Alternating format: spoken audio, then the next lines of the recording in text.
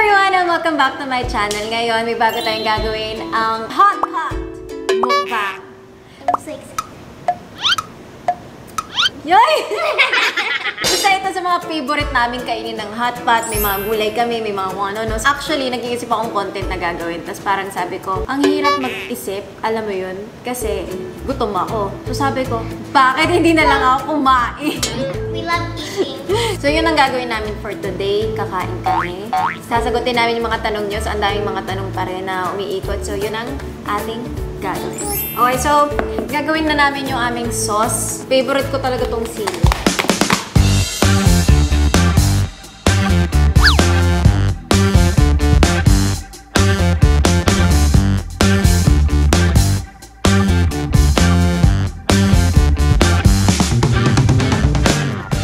So ito, spicy hot pot. So ngayon maglalagay na tayo ng gulay. Meron tayong potato. Meron tayong beef na pang shabu-shabu. So, meron kaming fish bowl. Sobrang favorite namin to, yung hot pot, kasi healthy siya. Tapos, hot siya. Okay, so magsasagot na kami ng mga questions yung habang kumakain kami. Question number 1. Paano mo naisip i-prank si ate kay Tulfo? Di ka ba kinabahan na baka magwala siya sa video? Ako, hindi ako kinabahan kasi alam ko naman ate as a person and gusto ko din yan makita naman. Wow! Gusto ko din makita niya yun. Kaya sabi ko, oh my gosh, maganda tong prank na to. Ang samahan nila. Super. Yaman mo. Umiiyak na talaga siya nun. Pigil-pigil lang ako ng tawa. Alam niyo ba, naluluha na din ako dun sa gilid. As in, kahit alam kong prank. Wow, ang sweet niya.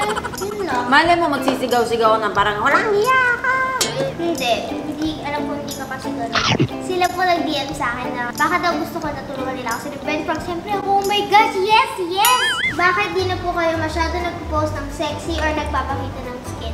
Ako, actually, lagi ko nakaka-receive sa mga comments ko na parang, ha! Ba't ka naka-t-shirt ngayon? Bakit hindi ka naka-sleeveless? O bakit hindi kita yung cleavage mo? Ang dami nagsasabi, meron bang nagbabawal sa'yo? Or meron bang stricto? Or bakit? I'm still the same, Ivana. It's not because a guy is telling me not to show my body. Unang-una, wala akong pakialam sa mga sasabihin ng lalaki sa akin. At wala din akong pakialam sa mga sinasabihin ng tao. Whether they like it or not, you know? It's either you like me or you hate me. No. Walang nagbabawal sa akin. At hindi ako papayag na may magturo sa akin, na may magdidictate sa akin na bawal mo gawin to. Hindi ako mapapayag sa ganun eh. I'm just happy right now and I'm happy wearing t-shirts. And I'm happy not showing my cleavage in every video. Kung ano nagpapasaya sa akin, yun ang gagawin ko. At wala akong pakialam. At wala nagbabawal sa akin. Kaya tigilan nyo yung issue na yun na may nagbabawal sa akin. Gusto mo magubad ako ngayon eh. Charot lang. Ano po masasabi nyo sa mga tao wala masyadong kaibigan? As long as you have family naman, yun, ako tuloy ko sa family and best friends. So kahit wala akong friends, I have them and they're enough. Di ba dati? Dati. Bago lang ako nagkaroon ng friends na kalaro ng Call of Duty. Yeah. Pero dati talaga, no joke, wala. Sila ate, sila kuya. Sila talaga. Next question. Ivana, bakit puro family lang ang nakikita sa'yo? Wala ka bang mga kaibigan? Eto, totoo. Bilang na bilang ko lang ang mga kaibigan ko. Kasi I used to have a lot of friends. Sobrang kasi ako, friendly akong tao. Tapos, pag kaibigan ko, talagang tinuturi kong pamilya. Automatic, kapag naging kaibigan kita, family tayo. Wala akong pakialam kung sino ka man. Hindi mo kailangan maging mayaman para maging kaibigan ko eh. Ako mas gusto ko yung mga taong simple lang. Dami ko naging kaibigan and sobrang nasaktan ako. Kasi lahat sila fake. And I realized, not how many friends you have, but it's how many real friends you actually have. Kasi pwede ka magkaroon ng maraming peking kaibigan eh. 500, 100. Tapos wala naman sa kanila. Tapos pag wala ka naman sa tabi nila, kung ano-ano sasabihin nila tungkol sa'yo. Ay, alam mo ba si Ivana, ganto. Kailangan na yung one real friend kasi sa 100 fake friends. Exactly. And ako, hindi ako naghahanap ng kaibigan because gusto ko magkaroon ng kaibigan. Alam mo, masaya na ako sa fans ko, masaya ako sa pamilya ko, at masaya ako sa lahat-lahat ng blessings. And na-appreciate ko yung mga kaibigan kong nandyan pa rin, na yung mga tinuturi ko talaga true friends. Bilang na bilang ko sa dalawang kamay ko, guys. Promise. Yeah. Yun na lang siya. Yun na lang natitira from before. Ang dami kong beses na nasaktan. Kasi you would never do that to your friend, but they would do it to you. Tapos pagkaharap ka parang best friends na best friends. It's just so plastic. Ayoko ng plastic na kaibigan. I'd rather have no friends than have plastic friends. Kaya sobrang maingat din ako sa mga pinagkakatiwalaan ko ng mga kaibigan ko. Kasi mahirap mahirap lalo na yung showbiz industry. Hindi ko sinasabi lahat, pero marami talagang mga fake people in that industry. And you have to be really careful who you trust. Because kung ganito yung intention mo sa kanila na, alam mo, maging kaibigan, hindi siya laging ganon. And sometimes, masasaktan ka lang. Yes, hindi ako nagpapakita ng mga kaibigan, pero I have a few real friends that I'm happy and I'm proud of. Ilang taon ko nagkaroon ng diabetes. So, I got diabetes when I was 7. And now, I'm turning 16. Tsaka yung diabetes niya is yung inject. Type 1. So, she injects 3 times a day. Twice lang. Twice. Kasi yung type 1 diabetes is kind of like in your blood na permanent na siya, na forever ka magtutuso. Tapos yung type 2, you get it from food. Yun yung pwedeng oral. Yung pwedeng gamot. Yung inom-inom lang. Tapos pwede pa siya mawala. Pero malay mo, magkaroon pa rin siya ng cure. I believe in that. Miracles happen every day. Okay, next question. Ito, gusto ko siyang sagutin kasi yung mga taong akala nila totoo siya. So, isang beses ko lang to sasagutin. Ivana, may kumakalat na video po na scandal nyo. Kayo po ba talaga yun? Nag-viral rin siya actually. Nakikita ko siya sa social media. Pero dinidedma ko siya kasi unang-una, hindi naman ako yun eh. And sa mga taong nakakakilala talaga sa akin, alam nilang hindi ako yun. Pero ang dami pa rin kasi nagme-message sa nanay ko na nakita daw nila yun. So gusto ko din siyang i-address once and for all. Honey. Wow! Hindi ako yung nasa video na yon, inedit nila yon, and nakakatakot actually yung mga nagagawa nila sa internet eh, di ba? You know guys, alam kong mukha akong wild, yung walang pakialam, liberated. Proud ako dito because you will never ever see any scandal of mine on the internet. Unang-unang wala akong makukuha doon pag nag-video ako o nag-picture ako ng nakahubad. Bakit? Parang never ko siyang naisip na gawin ever in my life. Tapos isasend ko sa mga lalaki. Alam mo, pag ginagawa mo yun, I have nothing against you. But I'm just saying that for myself, kahit nga akong ganito, never kong gagawin yun. Yung madidisappoint yung nanay ko sa ganung bagay. Yung pag-sexy ko, nasaktan siya doon before. Kasi parang sabi niya, sigurado ka ba? Baka i-judge ka ng mga tao, ganon. She wasn't 100% na parang game. Sige, mag-swimsuit ka sa picture mo, whatever. But she accepted me because mahal niya ako. The thought of me bringing it to another level, yung maggawa ako ng iskandalo, mag-picture-picture ng hubad, ay grabe na yun, girl. Hindi ko kaya yun. Wala akong makukuha dun eh. Bakit ko gagawin yun eh? Ang dami nang hingi nga sa akin dati. Jowa ko dati. Wow. Mga ex ko, send sexy pic, send dirty pic. Ano, I send you, gusto mo dirty pic? Ito picture ng basura. Never. Swerte nyo naman. So, ayan, just to clarify it, wala akong scandal. Hi, Mona, would you ever consider being a sexy star like your ate? Ako, no. But ako, support ko si ate sa gusto niya. But for me, I'm okay na. I think kasi iba-ibang personality naman eh. Yeah, Di mo depende alam. sa gusto mo. Oh, nagsiswimming nga kami. Naka-pajama, tsaka naka-t-shirt. We have different personalities. And yes, I do wear sexy clothes, but I'm not influencing her na, uy, magsuot ka din ng sexy Ako nga, sobrang protected pa ako sa kanya. Kasi para sa akin, I don't want people to talk to her rudely. Okay lang sa akin eh. Because ginawa ko naman, and ako naman ang pumasok sa ganong klaseng itsura, diba? Yung pagiging sexy ko. So, I accept every comment and I don't really care. But her, I think I'm more protective about her. She's very conservative and that's how it is. You know, every person, iba-iba talaga ang personality niya. Iba yung personality, iba yung gusto, iba yung mukha. Yeah, tignan mo, mukhang ingan.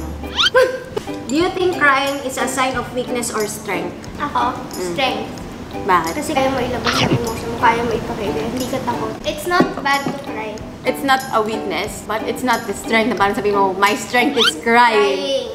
It's just, you know, nasa gitna siya eh. It's something that proves that you're human and nasasaktan ka and that's okay. Okay lang masaktan ka. Okay lang na ipakita mo na minsan nasusobrahan. Huwag mo itatago sa loob kasi pag tinatago sa loob, mapupuno ka tapos mas masakit yun kasi it's gonna hurt you mentally. Ilabas mo kung gusto mong ilabas mo, huwag mong pigilan kasi sasabihin ng ibang tao, ay iyakin, ay mahina siya.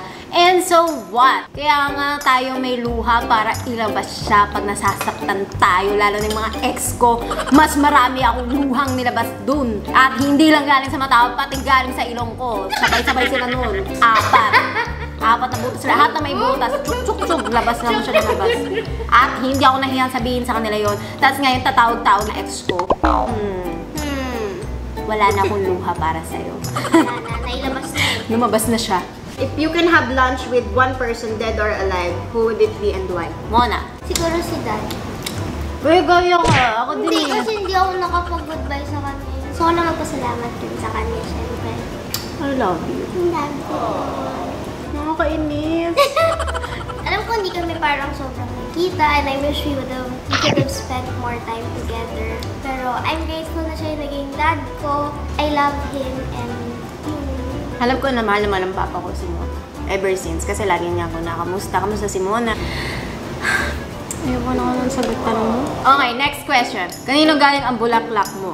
Galing siya kay Lunyo. And nag-thank you naman ako sa kanya.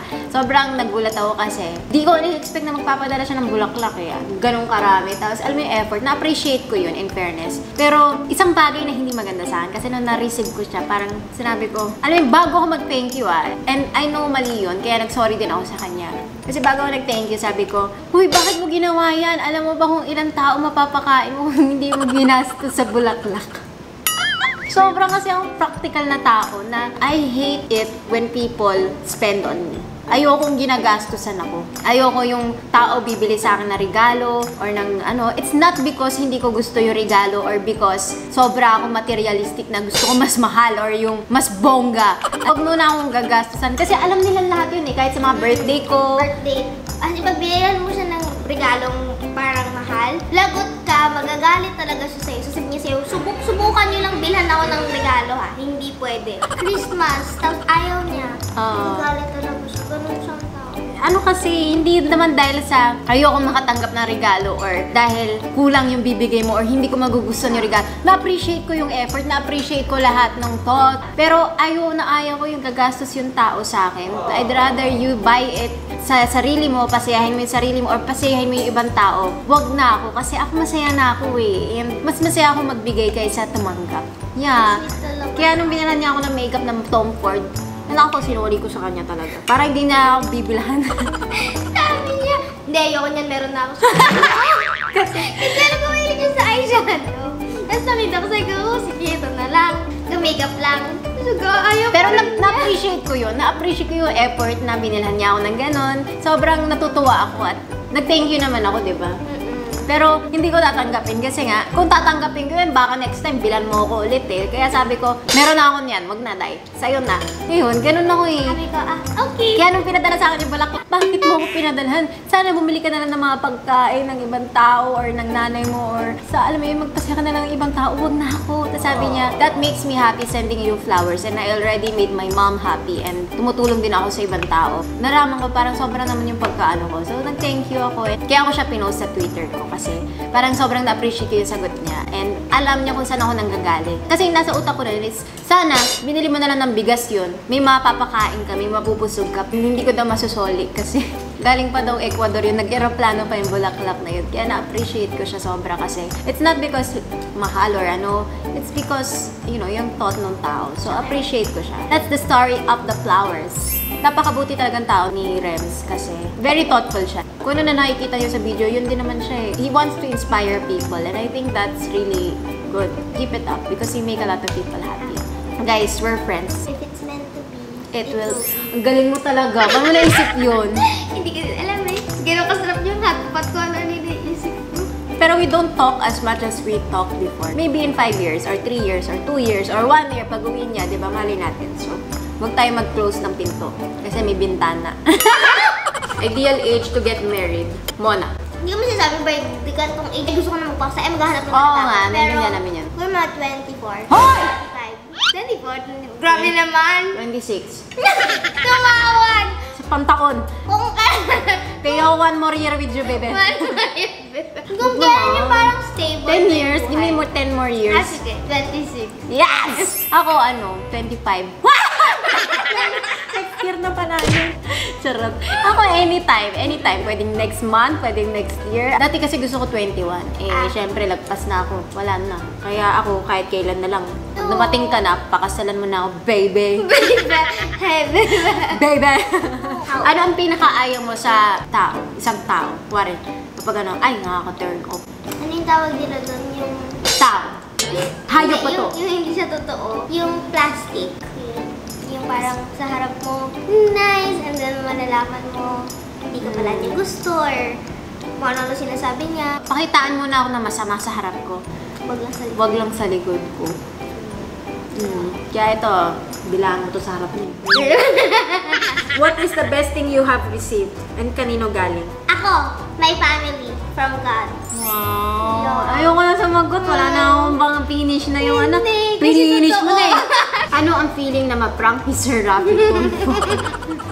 Alam mo guys, never ko in-expect na mapaprank ka ni Rapi Tulfo kasi unang-una idol ko siya. Tapos, never ko napanood na nagpa-prank siya ng ganun. Kasi ang dami nagtatanong, paano ka naging calm and mabait sa taong abusado? Naniniwala kasi ako sa karma. Kaya, I will treat someone how I want to be treated. But, si karma na lang ang bahala sa'yo. Ganun din naman ako sa love life ko, sa lahat actually. You know, I treat people how I want to be treated. Kahit sino pa yan, I respect everyone. Kahit abusado ka saan, kahit sinaktan mo ko, hindi ako magpapakita na masama sa'yo kasi unang-una, hindi ako pinalaki ng ganun ng nanay ko at ng tatay ko. Sanay na ako na ginaganon ako ng mga tao actually, yung ina-abuse or sinasaktan or basta yung alam mo yung abusado. Pero it's how you deal with it. It's how you carry yourself and still show that person that you're still a good person. Malay mo magbago yung taong yun, diba? Show someone kung gaano kakabuti. Baka sakaling magbago din siya at ma-inspire na pwede pala magbago.